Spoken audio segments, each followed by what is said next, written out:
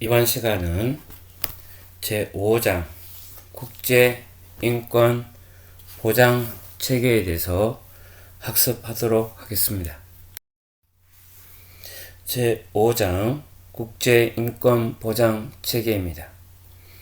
국제인권보장체계에는 먼저 유엔 인권체계에 대해서 학습하고 나라별 지역의 지역인권체계, 세 번째 국제인권기준과 한국, 네 번째 사례와 인권이라는 순으로 수업을 진행하도록 하겠습니다.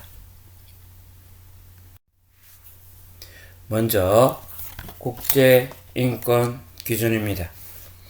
보시는 바처럼 유엔 기준과 지역 기준, 여기서 이야기하는 지역이란 대륙 기준입니다. 유엔 기준과 대륙 기준으로 분류할 수 있습니다. 이번 장에서는 유엔과 지역 인권 기준과 관련한 제도를 살펴보고 한국의 이행 노력과 사회복지사의 역할을 포함한 NGO 역할에 대해서 살피고자 합니다. 인권이라는 내용들이 한국의 자체적인 인권인 측면에 있는 반면 실질적으로 국제법을 준용하는 한국의 입장에서 전 세계적으로 인권을 다루는 유엔의 인권의 기준을 먼저 이해하는 것이 중요할 것입니다. 국내법과 국제법이 있다라고 할진데 우리나라는 국제법 우선의 원칙을 준용합니다. 외국에서批准한 협약이나 조약들을 우선시한다라는 내용이고, 실질적으로 인권이라는 의식 자체가 한국 자체적으로 인권을 발달시키고 성장시키고 변화해오고 있긴 하나, 기본적으로 국제적인 내용들을 먼저 차용하는 경우가 있습니다. 그래서 유엔의 헌장과 조약이 있고, 유엔 헌장에는 인권이사회가 있고, 조약에는 인권조약으로서 9개 인권조약이 있고, 위원회에서 모니터링을 진행하는 것으로 볼 수 있습니다. 먼저 유엔 인권체계에 대해서 학습하겠습니다. 유엔은 제2차 세계대전에 대한 반성의 결과로 1945년에 설립되었습니다. 유엔은 주권 국가를 대표로 하는 정부가 회원으로 참여하는 정부 간의 기구이자 세계 주요 NGO, 시민단체가 모이는 장이기도 합니다. Non-Government Organization이라고 하는 NGO입니다. 유엔은 헌장 전문에 기본적 인권, 인간의 존엄과 가치, 여성과 남성의 평등한 권리에 대한 신념을 재확인하고 제1조 제3항의 인종, 성별, 언어, 종교와 관계없이 모든 인간의 인권과 자유적 기본적 자유의 존중을 정진하기 위한 국제 협력 달성을 규정함으로써 유엔을 중심으로 한 인권 논의의 확고한 토대를 마련했습니다. 따라서 유엔 헌장의 정신에 따라 유엔의 모든 기관은 인권 보장의 의무를 지닙니다. 유엔의 인권 보장 제도는 교과서 그림 5-2 114페이지에 나와 있는 그림 5-2 유엔 인권 체계에 통해서 유엔 헌장에 근거로 한 헌정기구와 인권조약에 근거한 조약기구를 분류할 수 있습니다. 두 제도는 상호 보완적인 역할을 수행하고 유엔의 인권 제도 중에서 대표적인 헌정기구는 인권이사회이며 대표적인 조약기구는 9개 인권조약 이행을 모니터링하는 위원회입니다. 유엔 헌장을 기반으로 하여 만들어지는 총회, 안전보장이사회, 경제이사회, 국제사법재판소, 사무국 등이 있습니다. 총회는 193개국이 있고 안전보장이사회는 15개국이 있습니다. 경제사회이사회는 54개국이고 사무국에서 인권 최고 대표부가 있는데 여기에 인권 조약들이 있습니다. 경제, 사회적, 문화적 권리에 관한 규제 규약으로 사회권 규약위원회가 있고요. 시민적, 정치적 권리에 관한 규제 규약으로 자유권 규약위원회가 있고 고문방지 협약에 따라 고문방지위원회가 있습니다. 인종차별 철폐 협약에 따라서 인종차별위원회가 있고 여성차별 철폐 협약에 따라서 여성차별 철폐위원회가 있습니다. 아동권리 협약에 아동권리위원회가 있고 이주노동자 권리 협약에 이주노동자위원회가 있습니다. 장애인 권리 협약에 장애인 권리위원회가 있고 강제실종 철폐위원회 협약에 따라 강제실종위원회가 있습니다. 그리고 국제재판소가 여기에 있습니다. 그리고 총회에서는 좀 전에 보신 것처럼 인권이사회가 47개의 국이 들어있는 인권이사회가 있고 인권이사회 밑에는 자문위원회, 특별절차, 실무그룹이 해당됩니다. 특별절차는 국가별 절차와 주자별 절차로 나누어지는 내용입니다. 유엔 헌장에 근거한 인권기구입니다. 유엔 헌장에 따라서 유엔의 모든 기관은 모든 사람의 인권과 기본적 자유에 대한 존중을 촉진하고 장려하는 인권 보장의 의무를 갖고 있습니다. 유엔 헌장에 근거한 인권기구로는 총회, 경제사회이사회, 인권이사회, 안전보장이사회, 자문위원회와 이들의 사무국 역할을 하는 유엔 인권 최고 대표 사무소가 있는 것입니다. 먼저 총회입니다. 총회는 1945년 유엔이 창설될 당시 유엔 회원국의 최고 의결기관으로 설치되었습니다. 총회는 193개국의 모든 유엔 회원국으로 구성되며 각 회원국은 한 개의 투표권을 가집니다. 총회는 유엔 헌장의 제10조의 규정에 따라 국제평화와 안전의 유지, 국제협약의 촉진 등 헌장의 범위 내에서 국제적 사안에 대하여 심의하고 국가에게 권고할 권한을 갖습니다. 헌장 15조에 근거하여 총회는 안전보장이사회, 경제사회이사회, 특히 인권이사회 등 다른 기관으로부터 인권 관련 보고를 받아 심의할 수 있습니다. 이러한 심의를 통해 인권 문제를 국제적으로 공론화하고 국제사회의 해결을 촉진하는 역할을 해왔습니다. 이와 같이 총회는 인권 문제를 논의하고 인권 관련 조약, 문서, 정치적 선언 등으로 채택하거나 결의문을 채택함으로써 유엔 회원국과 국제사회 인권 보장에 기여해왔습니다. 뿐만 아니라 총회는 유엔 기구의 활동을 관장 또는 감독하는 역할을 수행하기도 합니다.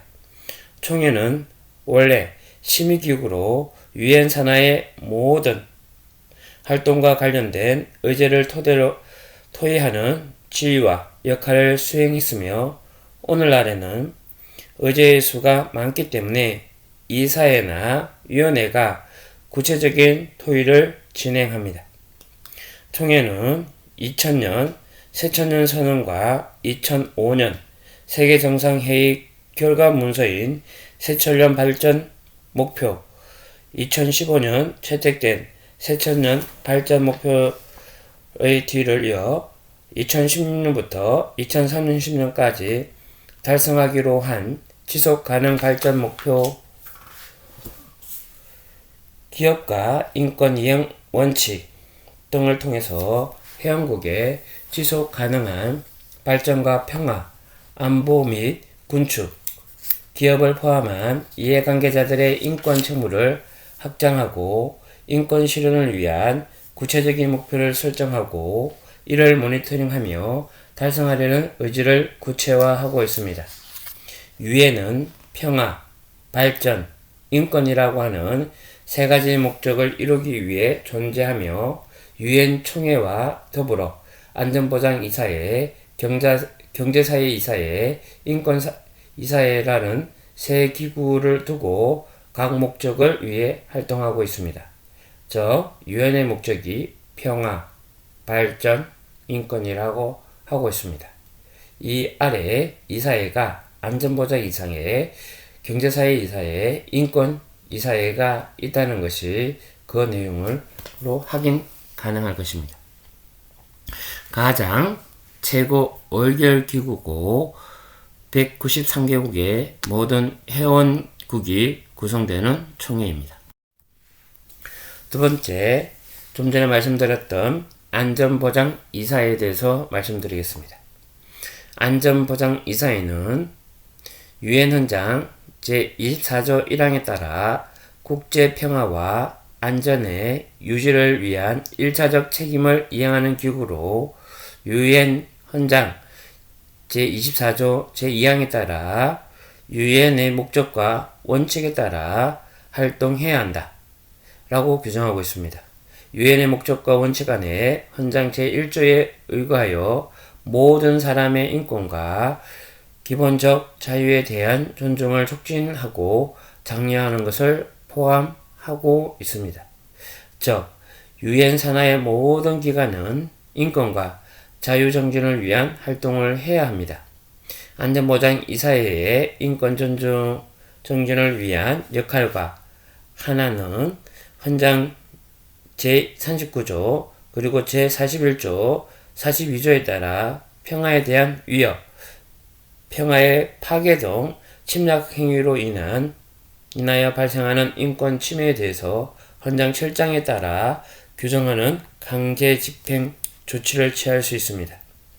안전보장이사회가 실질적으로 거부권을 행사하게 되면 그러한 강력한 조치까지 있는 것이 실제 안전보장이사회이기 때문에 지금 러시아와 우크라이나의 사태에서 거부권 행사나 불참을 통해서 총회에서는 의결되었으나 안전보장이사회에서 그러한 내용들이 결의되지 못하는 내용들이 있음을 알게 됩니다.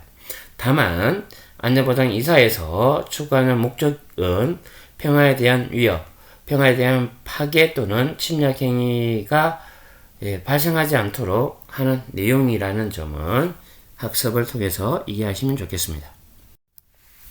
다음은 경제사회이사회입니다. 경제사회이사회의 역할은 유엔 헌장 제62조에서 66조까지 규정하고 있으며 유엔의 경제적, 사회적, 인도적, 문화적 활동을 지휘하고 조정하는 것입니다. 경제사회 문화 복원과 관련하여 연구, 보고하거나 제안할 수 있으며 이와 관련하여 총회, 회원국, 관련 전문기구에 권고할 수 있습니다. 또한 유엔 헌장 71조에 의거하여 관련이 있는 비정부기관, NGO와 협의를 통해서 적절한 약정을 체결할 수 있습니다. 경제사회이사회는 2006년 인권이사회가 설립되기 전까지에는 산하에 유엔 인권위원회를 두고 유엔 내에서 인권 문제를 직접 다루는 기관이기도 했었습니다. 다음은 인권이사회입니다. 유엔 인권이사회는 2006년 3월 15일 유엔 총회 결의로 제60 251회 통해 유엔 산하기구로 설립되었습니다. 2006년 6월 19일 공식 출범한 것입니다. 유엔 인권이사회는 전 세계의 인권 정진과 보호를 강화하고 인권 침해 사항을 해결하며 이에 대한 회원국의 인권 책무 이행을 촉구하는 유엔 기구이기도 합니다. 유엔 인권이사회가 설립되기 이전에 경제사회 이사회의 산하의 기구인 유엔 인권위원회에서 전 세계 인권 사항을 모니터링하고 인권 침해 사건을 조사하고 인권 기준을 마련하는 등 유엔의 인권 관련 과제를 수행해 왔습니다. 유엔 인권이사회는 유엔 인권위원회의 모든 업무를 위임받았으며 유엔 총회에 직접 보고하기도 합니다. 유엔 인권이사회는 유엔 인권위원회보다 한 단계 높은 차원에서 인권 체계의 효과성을 증진하고자 유엔 혁신 일환으로 설립되었습니다. 유엔 인권이사회는 47개국의 이사국으로 구성하며 이사국은 지역에 따라 배분하여 선출합니다. 아프리카 지역에서 13개국, 아시아 지역에서 13개국, 동유럽 지역에서 6개국, 중남미, 카브리해 지역에서 8개국, 서유럽과 그 외 지역에서 7개국이 선출되며 총회에서 비밀투표로 진행되고 전 회원국의 과반수 이상의 득표를 얻어야 하며 의석수에 따라 상위 득표를 얻는 국가가 선출되고 임기는 3년입니다. 유엔 인권이사회는 연 3회 정기회의를 개최하고 수시로 특별회의를 개최하는 준상설 기구로 유엔 인권위원회가 운영하는 특별 절차와 인권 소위원회의 여러 포럼 및 실무 그룹까지 더해 강력한 인권기구의 기능을 수행하고 있습니다.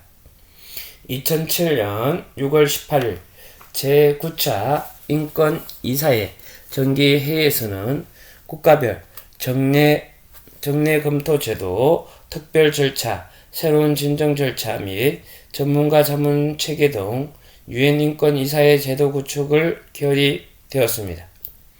유엔 인권 최고 대표 사무소는 유엔 인권이사회의 사무국 역할을 수행하고 있습니다.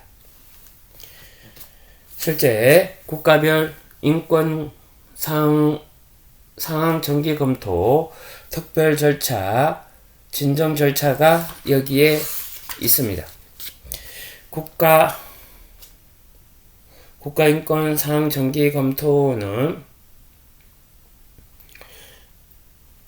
세계 인권 선언과 비준한 인권 조약을 기반으로 모든 유엔 회원국의 인권 의무 및 약속에 관한 이행 사항을 정기적으로 검토하는 제도를 말합니다. 이 제도는 경제사회 산하 인권위원회에서 당시 인권 침해를 다루는 데 있어서 주로 약소국의 인권만을 다룬다는 선별성, 이중 기준, 정치화 논란을 불식시키고 각 조약별 국가 보고서 심의를 보완하는 차원에서 설립되었습니다. 검토 보고서는 먼저 검토 대상이 되는 당사국 정부가 제출하는 보고서, 유엔 최고 대표 사무소가 준비하는 보고서, NGO를 포함한 이해 당사자들이 제출한 보고서를 유엔 최고 대표 사무소에서 요약한 보고서입니다. 이게 검토 보고서예요. 이 검토 보고서를 토대로 인권이사회 47개 이사국으로 구성된 실무그룹이 제네바에서 심사 대상 국가에 대해 해당 시간 동안 건설적인 상호 대화를 실시합니다. 이 논의에서 이사국 이외의 국가들도 참여하여 발언할 수 있지만 NGO는 참여할 수 있지만 발언권은 제한됩니다. 특별 절차입니다. 특별 절차는 유엔 인권이사회는 특정 국가 또는 특정 주체에 관한 인권 문제를 조사, 감시, 권고, 분석하여 유엔에 보고서를 작성하는 임무를 수행하는 제도인 특별 절차를 운영하고 있습니다. 특별 절차는 인권위원회 시기부터 시행된 제도로 시민적, 정치적, 경제적, 사회적, 문화적 권리 전반을 총괄하는 유엔의 중요한 인권 제도입니다. 특별 절차는 특별보고관, 사무총장의 특별대표, 특별 전문가와 같이 독립된 인권 전문가 또는 보통의 5명으로 구성된 워킹그룹, 실무그룹에 의해서 수행됩니다. 세 번째, 진정 절차입니다. 진정 절차는 인권 침해 구제 절차로 인권조약 내 개인 통보 제도와 달리 개인 인권 침해가 아니라 특정 국가 내에서 인권 침해 사항을 다룹니다. 심각한 침해가 지속적으로 이루어지는 경우에는 침해의 피해자, 그 가족, 관련 비정부기관은 해당 국가를 상대로 비공개적으로 인권이사회에 통보하는 제도가 진정 절차에 해당됩니다. 다음은 유엔 인권 최고대표와 유엔 인권 최고대표 사무소에 대해서 알아보겠습니다. 유엔 인권 최고대표 제도는 1993년 비엔나 세계인권대회에서 신설된 제도로 유엔의 인권 관련한 업무 및 활동을 총괄하는 제도입니다. 유엔 인권 최고대표는 모든 인권의 정진과 보호, 인권 정진과 보호를 위한 국제협력 강화, 유엔 인권 최고대표 사무소의 전반적인 감독 수행, 발전권을 포함한, 여기서 발전권이란 모든 인권들과 기본적인 자유를 최대로 실현하는 경제적, 사회적, 문화적, 정치적 개발에 참여하고 기여하고 향유할 수 있도록 부여된 양도 불가능한 인권을 발전권이라고 합니다. 발전권을 포함한 모든 시민적, 정치적, 경제적, 사회적 및 문화적 권리의 보호 정진, 인권 실현에 장애가 되는 요소들을 제거 및 예방, 인권기구와 조약감시기구 지원 등의 업무를 수행합니다. 또한 인권 침해가 문제가 될 때 초기부터 유엔의 통합적인 의사결정을 유도하여 효율성을 극대화하는 역할을 수행합니다. 인권이사회와 경제사회이사회에서 자신의 업무에 대한 연차 보고를 할 의무를 지니고 있습니다. 유엔 인권 최고대표와 함께 설립된 유엔 인권 최고대표 사무소는 유엔 사무국의 일원으로 유엔 내 인권 업무를 주로 담당하는 기관입니다. 국제인권조약을 모니터링하기 위해 설치된 조약기구와 인권이사회 특별 절차 등을 포함한 유엔 인권 체계의 업무를 지원하는 역할을 수행하고 있습니다. 유엔 인권 교육과 인권 정보의 공개, 발전권 정진 등을 통해 유엔 체계 전반을 걸쳐 인권을 강화하고 있는 것입니다.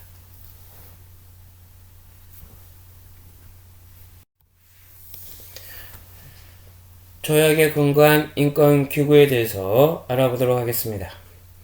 조약에 대한 인권기구로는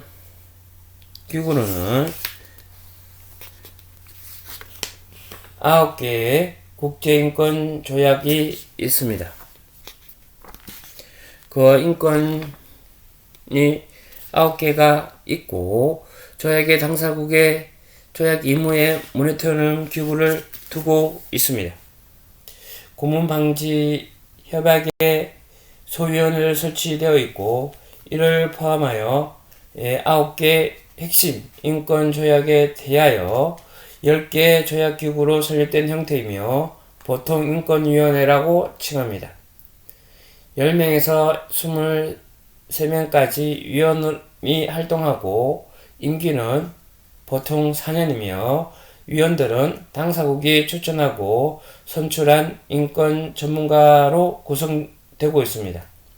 정부 대표가 아닌 개인 자격으로 일합니다.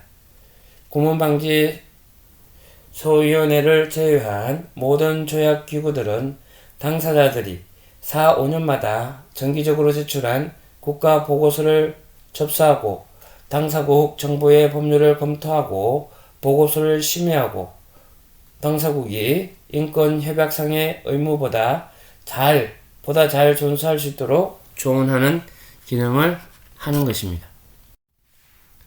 이러한 조약에 근거한 인권기구로서는 먼저 인권차별철폐협약입니다. 그리고 경제, 사회, 문화적 권리에 관한 규제 사회권 규약이고 시민정치적 권리에 관한 규약으로 자유권 규약입니다. 차별철폐 협약입니다. 이 모두가 한국은 가입되어 있습니다. 다음은 고문 및 그 밖의 잔혹한 비인도적인 또는 굴욕적인 대우나 처벌의 방지에 관한 협약으로서 고문방지 협약입니다. 아동권리 협약, 이주노동자 권리 협약, 장애인권 권리 협약, 강제실종 협약이 있는데 한국은 그중 이주노동자 권리 협약과 강제실종 방지 협약에 대해서는批准하지 않았습니다.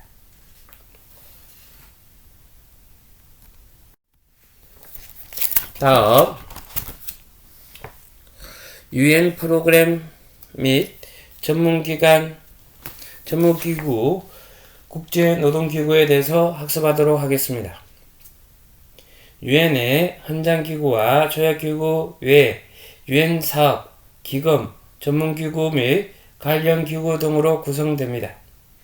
유엔의 모든 기구는 인권과 직간접적으로 관련되어 있습니다.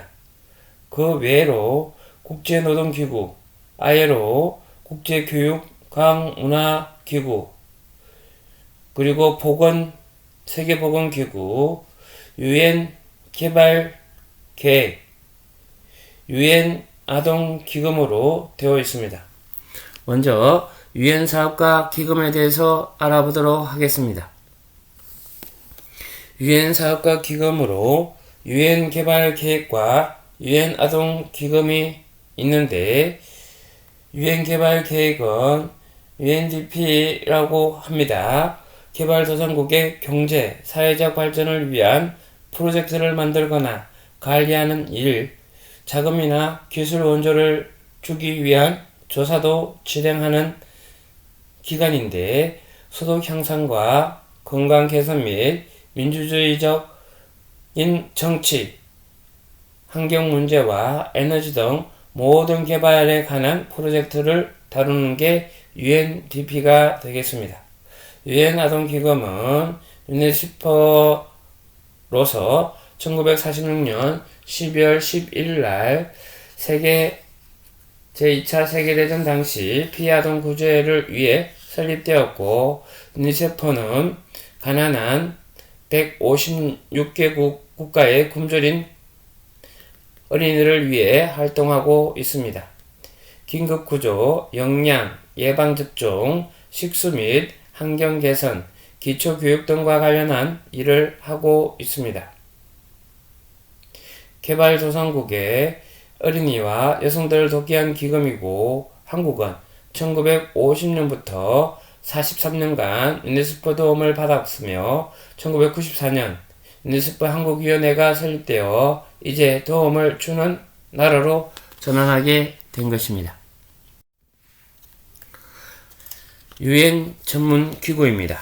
유엔 전문기구는 WHO와 ILO가 대표적으로 볼 수 있는데요. 여기에서는 세계보건기구로 WHO입니다. 유엔의 전문기구로 세계 인류가 가능한 한 최고의 건강한 수준에 도달하는 것을 목표로 1946년에 허가되었으며 1948년 4월 7일에 정식으로 발족한 것입니다. WHO는 규약에 의거하여 국제보건사업의 지도, 조정, 회원국의 기술 원조를 장려하고 있습니다. 예를 들어서 요즘에 있는 코로나가 그러하고 유행성, 풍토성 질병을 근절하도록 지원하고 영양, 주거, 위생, 직장 등의 환경에 대한 위생 상태를 개선을 장려하고 보건에 관련된 국제협정 및 협약을 건의하는 역할을 담당하는 게 WHO입니다. 국제노동기구 ILO인데요. 노동 문제를 다루는 유엔의 전문기구로서 자유롭고 평등하고 안전하게 인간의 존엄성을 유지할 수 있는 노동을 보장하는 것을 목표로 하고 있습니다. 지역별 인권 체계입니다. 유엔의 인권 기준에도 각 지역별 인권 기준과 인권 보장 시스템이 존재합니다. 지역 인권 보장 체계는 공통의 역사와 문화적 배경을 가진 국가들로 구성된 지역에 적합한 인권 내용과 기준에 기초하여 만들어집니다. 여기서 말한 지역이라는 것은 대륙이라고 했습니다. 지역 인권 보장 제도는 인권의 보편성과 문화적 다양성의 조화로운 결과라고 할 수 있습니다. 1950년대 초 유럽에서 가장 먼저 만들어졌는데 현재 미주와 아프리카도 인권 보장 체계를 마련했습니다. 지역 인권 보장 체계는 인권 보장과 이행 측면에서 한층 더 높은 기준을 제공하며 인권 보장의 요구에 보다 효과적으로 대응하게 되는 것입니다. 먼저 유럽과 미주, 그리고 아프리카, 아랍, 그리고 아시아 순으로 학습하겠습니다. 유럽의 인권 체계는 유럽 평의, 유럽 안보 협력 기구, 유럽 연합으로 구성되는데 유럽 인권 체계는 제2차 세계대전에서 발생한 인권 침해에 대한 대응으로 발전해왔고 지역 체계 중 가장 먼저 만들어졌습니다. 사법적, 절차적 측면에서 가장 발달되어 있고 유럽 인권 체계의 결정이 각 국가에 적극적으로 수용되기도 합니다. 유럽 인권 체계는 유럽 평의회의 인권 체계가 있습니다. 유럽 평의회는 1949년 범유럽 정부 간의 유로라고 이야기하죠. 범유럽 정부 간의 협력을 통해서 성립되었는데 인권과 민주주의 수호, 법의 지배 실현의 기구의 목적으로 합니다. 유럽 평의회에서 채택된 유럽 인권 협약은 유럽 평의회의 유엔 인권 보호 기준의 기본이 되기도 하는 것입니다. 유럽 인권 협약은 1950년대에 서명되어 1953년 그 효력이 발효되었습니다. 유엔 인권 협약은 기본 권리와 자유에 대한 내용으로 구성되어 있습니다. 여기서 이야기하는 기본 권리와 자유는 생명권, 고문금지, 노예 및 강제노동 금지, 자유와 안전에 대한 권리, 공정한 재판을 받을 권리, 법치주의, 개인 및 가족생활, 사상의 자유, 양심 및 종교에 대한 존중의 권리, 표현의 권리, 집회 및 결사의 자유, 결혼할 권리, 효과적인 규제 권리, 차별 금지가 기본 권리와 자유에 해당되는 것입니다. 유엔 인권 협약에서 16개 추가 의정서가 있는데요. 주요 의정서에는 사형제 폐지를 다룬 내용도 있고 기존의 유럽인권위원회와 유럽인권재판소를 상설기구인 유럽인권재판소를 대체하는 재판 절차를 가속화한 추가 의정서인 11호와 14호도 있는 것입니다. 이처럼 유럽평의회는 당사국 관할 내에서 모든 사람에게 권리와 자유를 위한 유럽인권재판소를 설립하고 유럽인권재판소는 개별 국가 간의 청원을 처리하며 사건 당사자의 법률 판결을 준수하고 이를 준수하기 위한 필요한 모든 조치를 취하며 강요회에서는 심판의 집행을 감독합니다.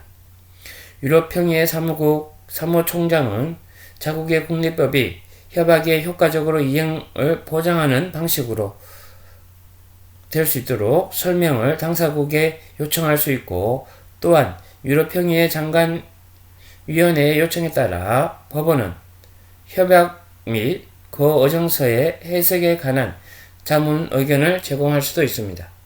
장관위원회는 또한 판결의 해석을 법원에 요청할 권한 또한 있는 것입니다. 두 번째, 미주입니다.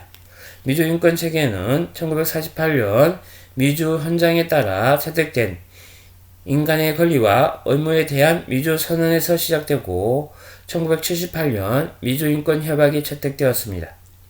미주 기구 중요 조직은 미주인권위원회, 1979년에 설립된 미주인권재판소가 있습니다. 미주인권위원회는 개인, 집단 또는 시민단체로부터 진정을 받아 해당 국가에 관련 정보를 요청할 수 있습니다. 미주인권재판소는 미주인권위원회가 제소를 결정한 사안에 대해 다루기도 합니다.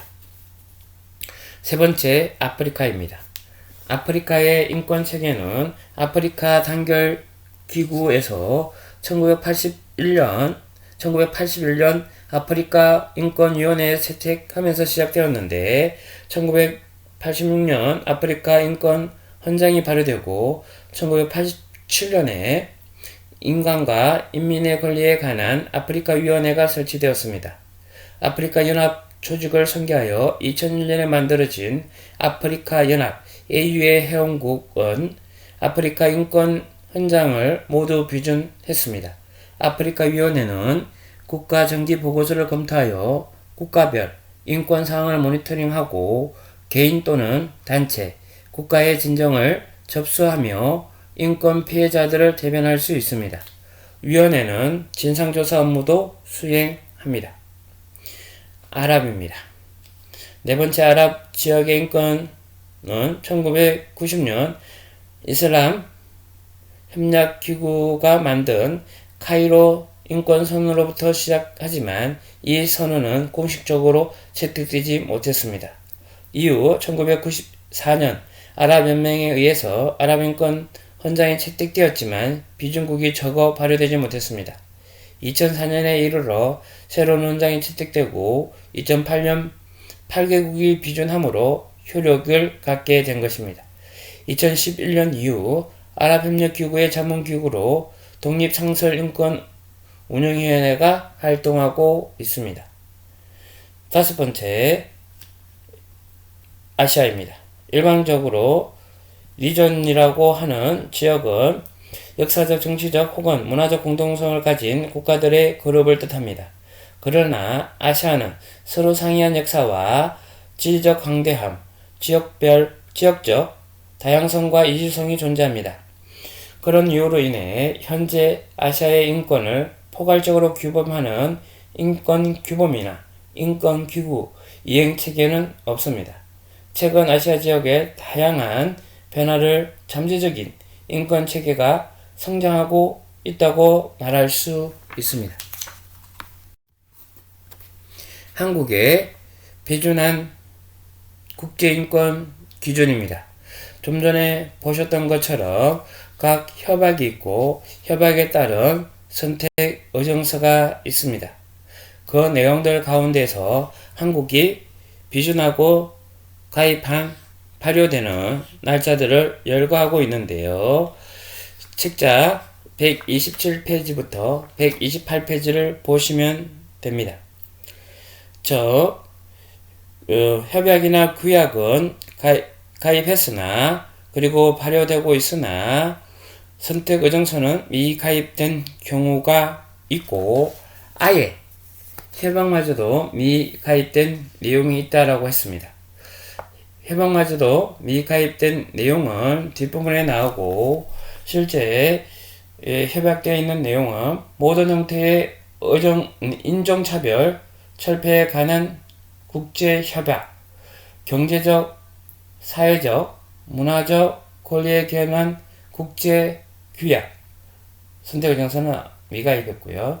시민적, 정치적 권리에 관한 국제규약, 제1선택의정서, 소위 개인진정은 가입되어 있지만 사용제는 폐지되어 있습니다. 사용제 폐지는 미가입된 상태다라는 거죠. 여성에 대한 모든 형태의 차별 철폐에 관한 협약 그리고 선택 의정서까지 가입하고 발효되고 있는 상태입니다. 고문 및 그 밖의 잔혹한 비인도적 또는 굴욕적인 대우나 처벌의 방지에 관한 협약은 가입되어 있고 발효되어 있습니다. 다만 선택 의정서는 미가입된 상태입니다. 그리고 아동 권리에 관한 협약, 여기에서 제1선택 의정서와 의정서에서 아동의 무력 충돌 참여, 아동 매매, 성매매, 음란물은 가입되어 있는데 제3선택의 선택 의정서 개인 진정은 미가입된 상태고요. 장애인 권리 협약에 대해서는 가입되어 있으나 선택 의정서는 미가입된 상태입니다. 다만 협약마저도 미가입된 내용은 이주 노동자 권리 협약과 강제 실종 협약은 아예 미가입되어 있는 상태입니다.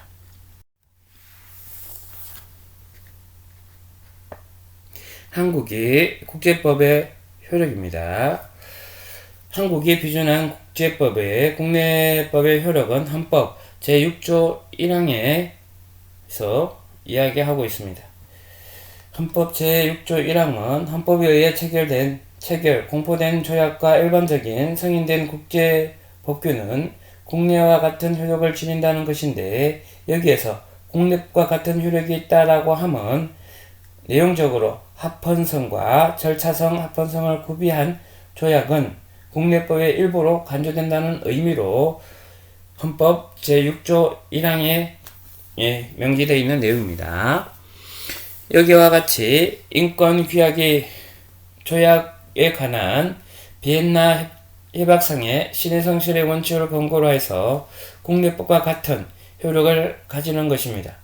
국제조약에 의하여 약속된 인권에 관한 국가의 의무는 헌법이나 다른 국내법에 의해 침해받을 수 없습니다. 사실 국제조약의 당사국이 된다는 것은 그 국가의 국내적 질서, 헌법, 법률, 예산, 집행 등의 질서가 조약 기준에 부합하도록 법의 내용을 다루겠다라고 약속하는 것을 말합니다. 국내법과 집행에 있어서 그 국가가 동의하는 인준 기준을 충족시키지 못한다면 그 국가는 국제법상의 의무를 위반하는 것이 됩니다. 이에 대법원과 헌법재판소는 한국이 비준한 국제인권법은 우리 국민에게 직접 적용되는 법률에 해당하며 국제인권 기준에 적합함에 있어 협약 채택 당시 문헌에 구속되지 않고 시대 정신에 맞게 이를 해석해야 한다라고 탄시하고 있는 것입니다. 유엔과 대한민국입니다. 유엔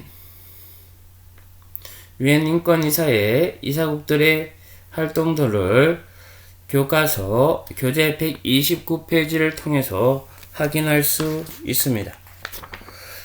여기에서 보시다시피 중요 내용들은 교재를 참조하시면 될 것 같고요. 지방정부와 인권 결의안은 유엔 인권 이사에서 지방정부와 인권의 주제로 처음으로 채택된 결의로서 전 세계적으로 지방정부의 역할을 확대되고 있는 가운데 인권보호 분야에서 지방정부의 역할을 심도 있게 연구하고 인권정진에 기여할 수 있는 방안을 모색해 볼 수 있는 계기를 마련했다라고 하는 평가입니다. 신기술과 인권에 관한 결의안은 인공지능, 빅데이터 등 신기술과 그 파급 효과에 대해서 국제적 관심이 정대되고 있으나 신기술 전반이 인권에 미치는 광범위한 영향을 다룬 결의는 없는 만큼 동결의는 신기술 분야의 기업과 전문가들을 포함한 다양한 행위자를 참여하는 총체적, 포용적, 포괄적 논의에 의한 유엔 차원의 기반을 처음 마련한 평가라고 볼 수 있는 게 그러한 의미에서 의미 있는 신기술과 인권이라는 내용들이 여기에 해당한다라는 것으로 봐주시면 좋겠고요. 대한민국의 인권 이슈입니다. 조약기구의 근거로 살펴본 인권의 이슈들을 볼 수 있는 내용인데요. 실제 인권의 이슈로서 나타나는 이슈들이라고 봐주시면 좋겠습니다. 먼저 그러한 이슈들로 나타난 내용들이 있는데 그 내용이 우리 규약을 가입했던 규약들 있잖아요. 그것들을 중심으로 보시면 더 좋을 것 같습니다. 모든 형태의 인종차별 철폐에 관한 국제 협약에 대해서 주요 근거 사항들은 이런 내용이 있었습니다. 인종주의의 혐오 발언에 대한 강력한 대응을 권고한다. 인종차별에 대한 법적 정의를 만들고 이를 금지하는 포괄적인 법률을 제정한다. 그리고 인종차별에 기인하는 범죄를 가중처벌할 수 있도록 형법을 개정하고 이주민의 사회보장에 대한 접근, 이주노동자에 관련한 법령 개정, 가족결합 용의, 사업장 변경 제한 폐지, 체류기간 연장, 단원비자의 종류, 취득 허용 등 출생 등록, 교육접근권 보장이 필요하다라는 입장에서 모든 형태의 인종차별 철폐에 관한 규제가 여기에 해당되는 것입니다. 경제적, 사회적, 문화적 권리에 관한 국제 규약으로서 나온 내용은 해외에서 진출한 한국 기업의 인권 침해 문제 해외 진출한 한국 기업의 인권 침해 문제를 대응하는 것, 포괄적 차별금지법 제정하는 것, 모든 노동자를 위한 노조할 권리 전면 보장 및 ILO 결사의 자유 협약 비준, 재분배적 재정 정책 포함한 사회 진출 정액 가속화, 이주 노동자 보호, 모든 아동의 보편적 출생 등록 보장, 제도 보장, 국민기초생활보장 등 사회보장 급여 요건의 부양 의무자 기준 완화 폐지, 낙태의 비범죄화, 우리나라 법들을 많이 이렇게 바뀌게 된 권고에 따른 내용이라고 보시면 됩니다.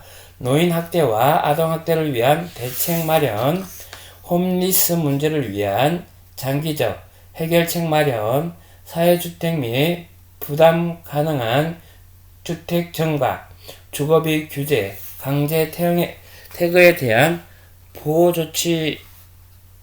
제공 등의 주거권 보호, 실제 강제 퇴거할 때 물이라든지 전등 한 개는 불이 들어오도록 해야 한다든지 뭐 이런 것들 있잖아요. 다음, 자살 예방 노력 강화, 정신보건 서비스 가용성과 접근성 확대 및 예산 청과, HIV, AIDS, 에이즈 감염자에 대한 차별 없는 건강권 보장, 소외계층의 특별히 고려한 감당 가능한 양질의 교육에 대한 평등한 접근권, ODA 정액을 가속화하고 최빈국에 대한 무상 원조 비율 확대가 여기에 해당됩니다.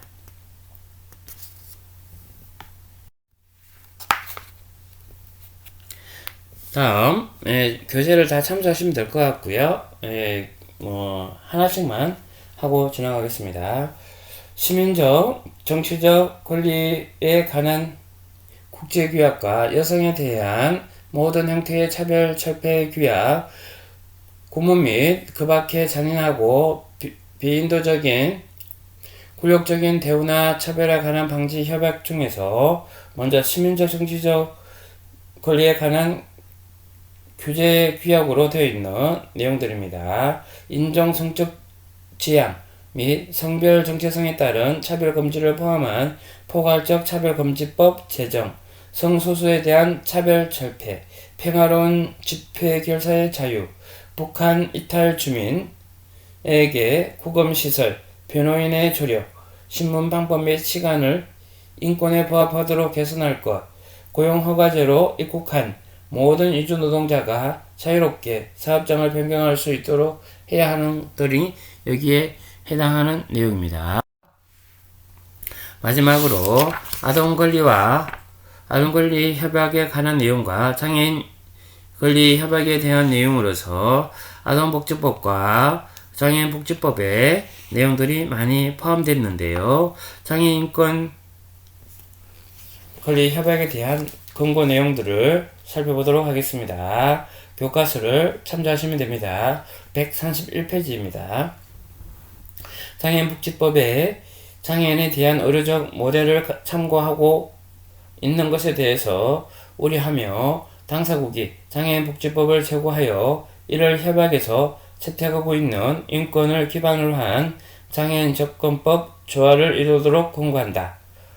그리고 현행 장애인복지법에 의한 장애인 결정과 등급제 시스템에 재검토하여 장애인의 특성과 환경 및 요구에 따라 개별화하고 정신장애인들로 그들의 요구에 따라 복지 서비스와 개인별 지원이 되도록 확장시킬 것을 권고, 장애인 권리 협약의 선택 의정서를 채택 권장, 장애인 인권 모델에 기반하여 효과적인 탈시설화 전략을 발전시킬 것과 활동 보조 서비스를 포함한 지원 서비스를 유의미하게 늘릴 것을 촉구하는 내용들이 여기에 해당됩니다. 국가별 정례인권 검토를 살펴보는 인권 이슈입니다. 국가별 정례인권 검토는 모든 유엔 회원국이라면 예외 없이 유엔의 3대 원칙 중 하나인 인권에 대한 상호 점검과 향후 개선 방안을 논의하는 제도입니다. 국가별 정례 인권 검토는 첫 번째 주기가 2008년부터 2011년까지 있었고요. 두 번째 주기는 2012년부터 2016년까지, 세 번째 주기는 2017년부터 2021년까지 진행되었습니다. 대한민국은 1차 주기를 2008년, 2차 주기를 2012년, 2017년에 세 번째 보편적인 정례 검토를 참여하여 총 218개의 권고를 받았습니다. 이주 노동자 인권에 관련된 권고가 가장 많았으며 병력 거부권 인권, 성소수자 사형 제도 폐지에 대한 권고가 다수를 이루게 된 것입니다. 특별 절차로 살펴보는 인권 이슈입니다. 이것은 교재 131페이지부터 133페이지의 내용들을 보시면 좋을 것 같습니다. 실제 이 내용들 중에서 보시면 133페이지부터 136페이지까지 권고한 내용들이 나오는데요. 그 중에서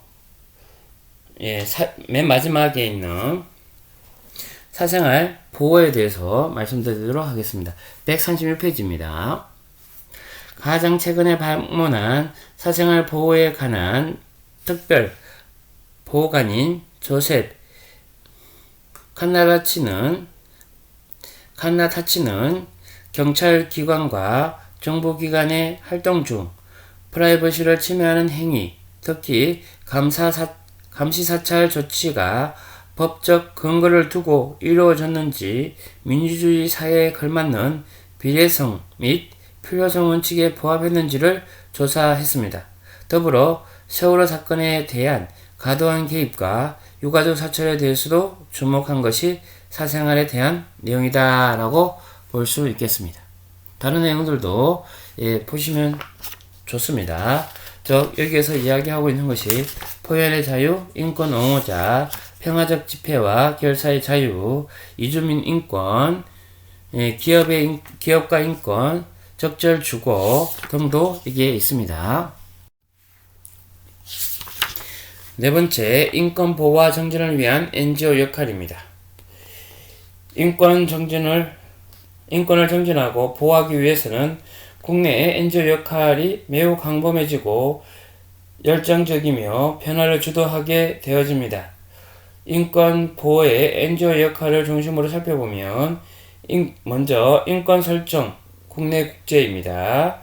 인권 설정이 있고 또한 인식 정진을 시키기 위한 노력을 펼치는가 하면 인권 보장의 책무를 수행하고 있지 못한 책무자의 이름으로 불러 창피를 주는 네이밍, 스위밍 기법의 인권 옹호 활동을 수행하는 것이고, 세 번째, 국제 기준 근거로 인권 사항을 모니터링하는 것입니다.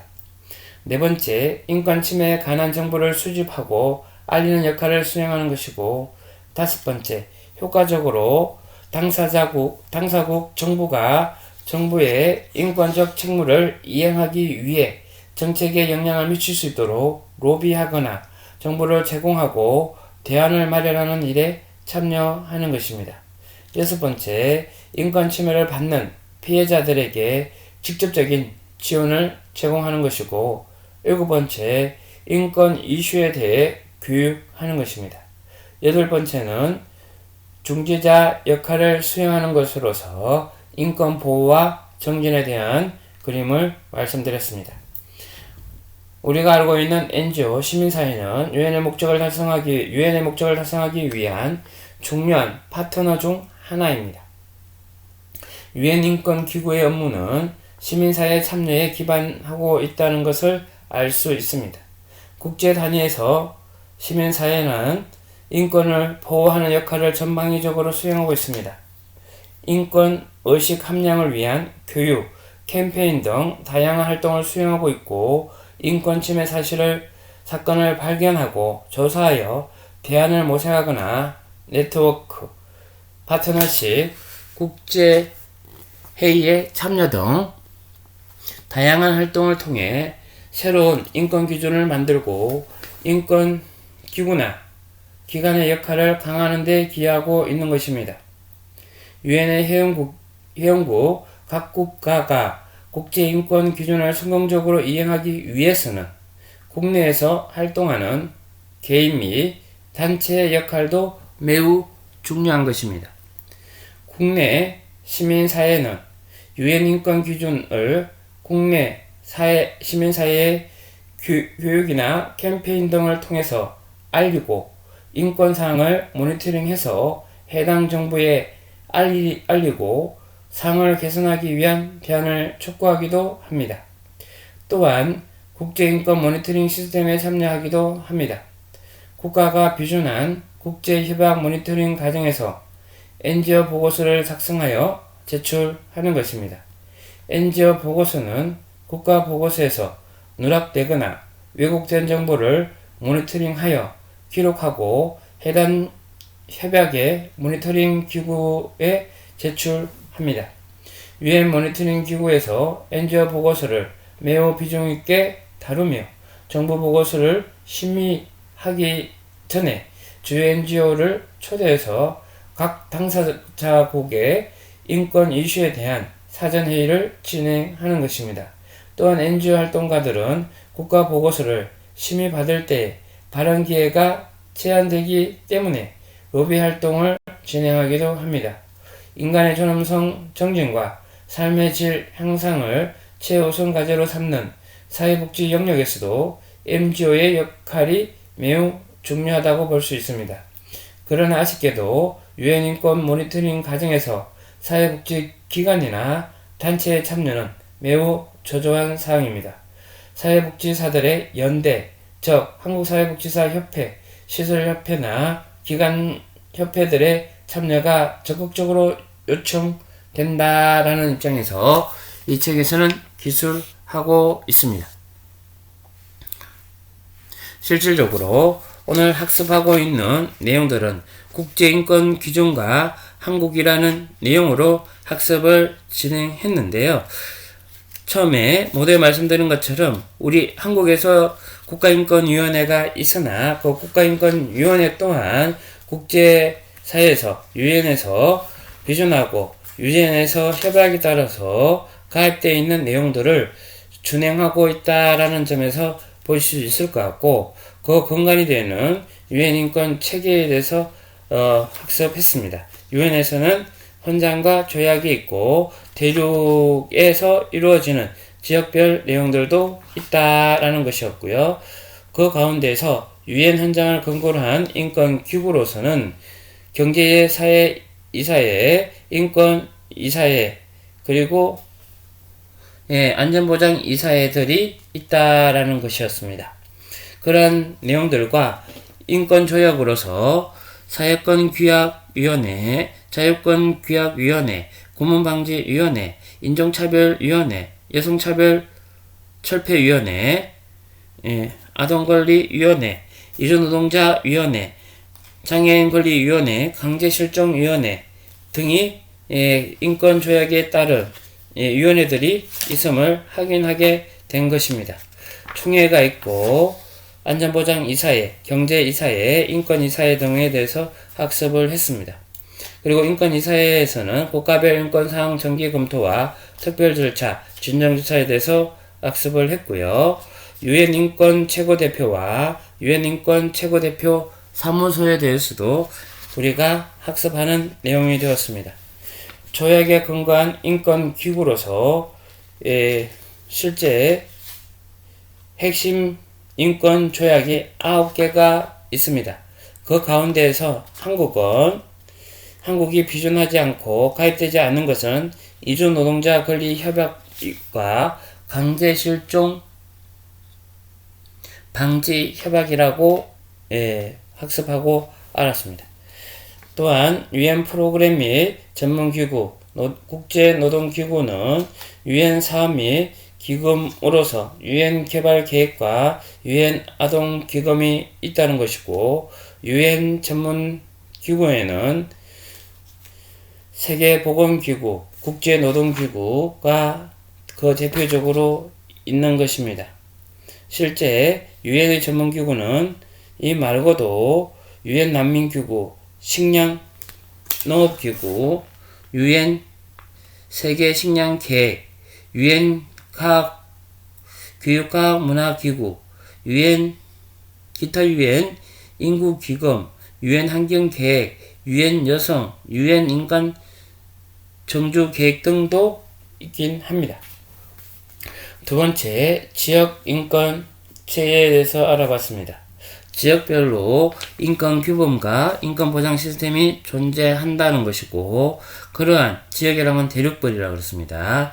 인권 체계가 공통의 역사와 문화적 배경을 가졌기 때문에 지리적인 내용들과 함께 나눠진다는 것으로 유럽과 미주, 그리고 아프리카, 아랍, 아시아로 나누고 있으나 아시아의 경우에는 역사적, 정치적, 문화적 공통성을 가지기보다는 지역적 강대함과 지역적 다양성, 이질감 등이 있다라는 내용으로 학습을 했습니다. 그리고 세 번째, 국제인권 기준과 한국이라고 하는 내용에서 좀 전에 보신 것처럼 9개 규약 가운데에서 7개에 대해서는 가입되어 있으나 2개 이주노동권리협약과 강제실종협약에 대해서는 가입되어 있지 않다라는 것을 봤던 거고요. 우리나라는 국제법이 국내에도 영향을 미친다라는 것으로 학습을 했습니다. 그리고 유엔과 대한민국의 내용으로서 유엔 인권 이사회 이사국으로도 활동하기도 했고요. 그런 내용에서 한국은 제24차 인권이사회 중에서 48개국이 공동 제안한 지방정부 인권 결의안 만장일치를 채택하도록 주도한 역할을 한 것인데, 뿐만 아니라 대한민국은 제41차 인권이사회에서 78개국이 공동 제안국으로 참여해서 신기술 인권 결의를 한 겁니다. 아까 말씀드렸던 것은 이 세부적인 내용으로서 지방정부 인권 결의안과 또한 신기술 인권 결의안에 대한 내용들을 상세히 설명했던 내용이고요. 부족한 내용들은 교과서를 참조하시고 학습하시면 도움이 될 것이라 생각합니다. 대한민국의 인권 이슈에 대해서 조약기구의 근거로 살펴보는 인권 이슈인데요. 대한민국 정부가 조약위원회에서 이제 조약을 했더니 이제 그 이행 사항들을 보고하면 그 이행 사항에 대해서 근거를 받았던 내용인 거죠. 그래서 이제 실제 가입되어 있는 7개의 협약에 대해서도 이렇게 다양한 내용들을 근거를 받고 주요 근거에 따라서 또한 수정되는 법률안이든 공고안을 수행하는 내용들이 있다라는 것입니다. 좀 전에 보신 것처럼 이러한 국제협약에 가입된 것은 국제협약에 따라서 국내법도 그에 따라서 준수하겠다라는 입장에서 128페이지에 나와 있는 내용입니다. 이미 규약에 가입한다는 것은 국내의 절차 또한 조약 기준에 부합하도록 법의 문제를 다루겠다는 약속을 의미하는 것이라고 이야기를 했습니다. 132페이지에 나와 있는 내용들이 이제 국가별 정례인권 검토를 살펴보는 이슈, 특별조차로 살펴보는 이슈에 대해서도 학습했는데요. 특별절차로 살펴보는 인권 이슈에서는 포연의 자유 특별보고관, 이주민 인권 특별보고관, 인권 옹호자 특별보고관, 현대적 인종 차별 특별보고관, 유엔과 유해물질 특별보고관, 평화적 집회 및 결사의 자유 특별보고관, 인권과 다국적 기업 실무그룹 적정 주거 특별보고관, 사생활권 특별보고관, 지금까지 내한한 특별보고관의 참여로 한국의 이슈를 살펴본 내용들입니다.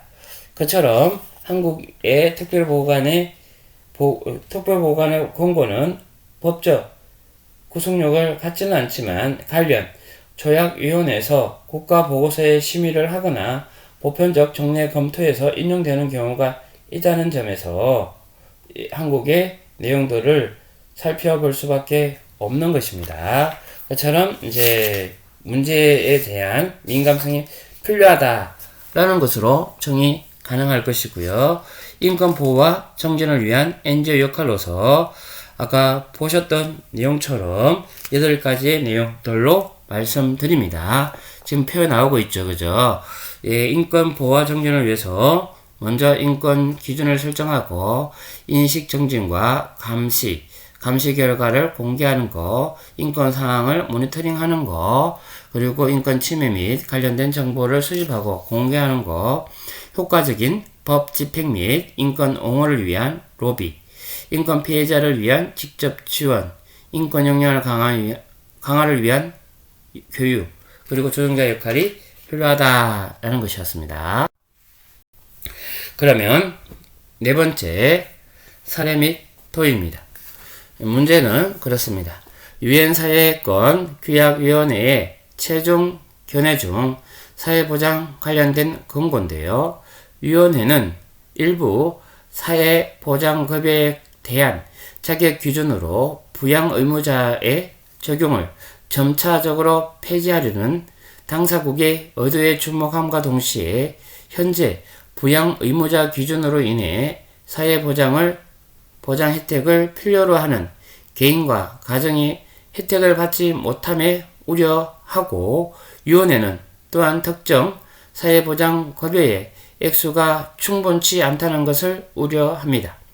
위원회는 사회보장 급여의 자격 기준으로서 부양 의무를 완전히 폐지하여 필요한 이들에게 사회보장 혜택을 보장할 것을 촉구하고, 또한 위원회는 당사국이 충분한 액수의 사회보장 혜택, 특히 국민기초생활보장제도에 의한 혜택을 보장할 것을 권고합니다.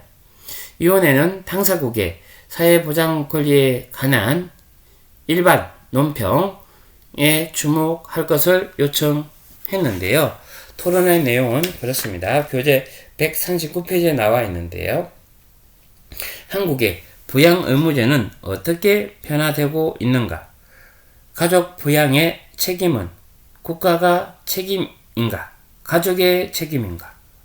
세 번째, 부양가족이 있다는 이유로 인권이 보장되지 못하는 시민을 위한 사회복지사의 역할은 무엇인가? 여기에 대한 문제에 대해서 고민하시고 해답을 찾아보시는 여러분 되시면 좋겠습니다. 참고의 내용으로 한국의 의무 제도를 어떻게 변화되고 있는가에 대해서는 부양의무 제도와 관련하여 대표적으로 살펴보는 제도는 국민기초생활보장제도이며 생계, 의료, 주거, 교육급여에 대한 부양의무자 기준을 가지고 있는데요. 정부는 2020년까지 부양의무 기준을 단계적으로 폐지할 계획을 발표했지만 충분하지 않다는 지적이 있습니다. 부양의무자 기준에 따라 사각지대에 놓인 빈곤층 규모는 약 80에서 93만 명에 추정되기 때문에 그렇습니다. 두 번째, 가족 부양의 책임은 국가의 책임인가? 가족의 책임인가? 국가의 인권 책무를 다하기 위해서는 개인이 누군가의 가족이기 이전에 존엄한 존재의 인간임을 주목해야 한다는 것입니다. 모든 인간의 존엄한 삶을 보장하기 위해서는 의식주를 포함한 인간다운 삶을 살아갈 수 있도록 지원해야 될 책임이 있는 것입니다. 즉, 사회복지에서 이야기하는 것은 인간다운 삶의 질이라고 하는 것이죠. 그래서 그냥 사는 것이 아니라 존엄한 존재로서의 인간으로 살아갈 수 있도록 국가가 어느 정도 책임을 져야 되는 것이고, 그로 인해서 최소한의 인간다운 삶을, 그리고 존엄한 존재로서 인간의 삶을 부양할 수 있는 그러한 모습이 될 수 있도록 해야 한다는 게 국가의 책무로 볼 수 있는 것입니다. 세 번째, 부양 가족이 있다는 이유로 인권이 보장되지 못하는 시민을 위한 사회복지사의 역할을 무엇이라고 생각합니까? 실제 왕래가 없는 부양가족이 존재하나 왕래가 없는 가족이 있습니다. 독거가족이라든지 그러한 방임되어 있는 가족들을 보게 되는데, 그럴 때 사회복지사의 역할은 뭐라고 생각하십니까? 라는 것인데요. 국가의 안전보장 시스템이 어떻게 작동하고 있는지 정보를 접근할 수 있도록 지원하고, 그러니까 정보 제공자의 역할이 필요하다라고 하는 것이고요. 그리고 인간다운 삶을 위한 국가의 인권 보장 시스템을 이용할 수 있도록 지원한다는 것은 스스로 그 일을 할 수 있도록 서비스를 제공하거나 자력화를 스스로 힘으로 이겨낼 수 있도록 지원하는 자력화 지원이 해당됩니다. 다음은 국가의 인권 보장 시스템에서 소외된 사람이 없도록 국가 제도, 법의 개정, 재정 등의 사회 변화를 촉구하는 인권 옹호자의 역할을 수행할 수 있다라는 것이라서 사회복지사 역할로서 정보 제공자의 역할, 서비스 제공자의 역할, 자력화 지원의 역할, 인권 옹호자의 역할들을 수행함으로써 실제 부양가족이 있다는 이유로 인권이 보장되지 못하는 사람들을 도울 수 있는 사회복지사의 역할이 되지 않을까 싶습니다. 오늘 보신 내용은 국제 인권 기준과 한국이라는 내용으로 성찰했으나 토론하기에 대해서 학습했던 내용들을 과제물로 제출할 예정이오니 여러분들의 고민하시고 답을 작성해 주시면 좋겠습니다. 오늘 여러분들의 학습이 도움되시기를 바라며 이상 오늘의 강의를 마치겠습니다. 수고하셨습니다. 감사합니다.